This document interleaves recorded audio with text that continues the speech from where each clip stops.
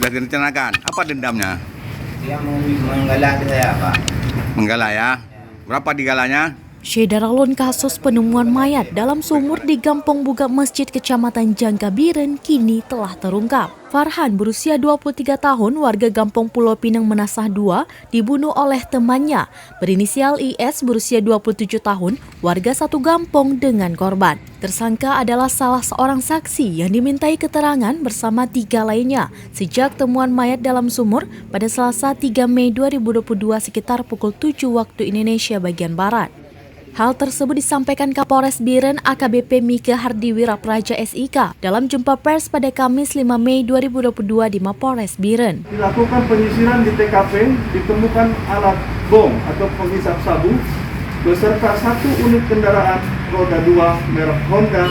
Selanjutnya pelaku menyeret korban 15 meter ke arah sumur. Kemudian pelaku memegang tali pinggang bagian belakang korban, sehingga dengan mudahnya pelaku membuang korban ke dalam sumur. Tersangka IS diamankan sekitar pukul 23 waktu Indonesia bagian Barat pada Selasa 3 Mei 2022 di rumahnya. IS dibawa ke Mapolres Biren karena informasi didapat polisi, ia adalah orang terakhir yang bersama korban. Kepada tim penyidik, tersangka IS menyebut bahwa motif pembunuhan yang ia lakukan atas dasar dendam, di mana 2 bulan lalu korban meminjam HP merek Oppo miliknya lalu digadaikan kepada orang lain. Pihak kepolisian juga menemukan bukti lain, yakni sebelum pembunuhan terjadi, keduanya mengkonsumsi sabu di lokasi temuan mayat Farhan. Sudah direncanakan. Apa dendamnya? Dia menggalak saya, Pak. Menggala ya. Berapa digalanya? Dia kata pergi ke Banda Aceh, Pak. Bergala HP berapa? Sekitar setengah.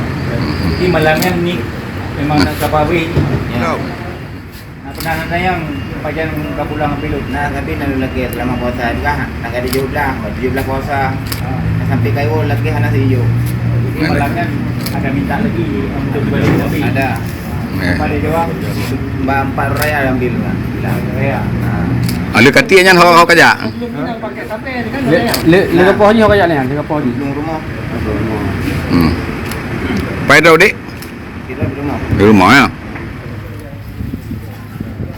Dari Biren, Yusmandin Idris, Rambi On TV.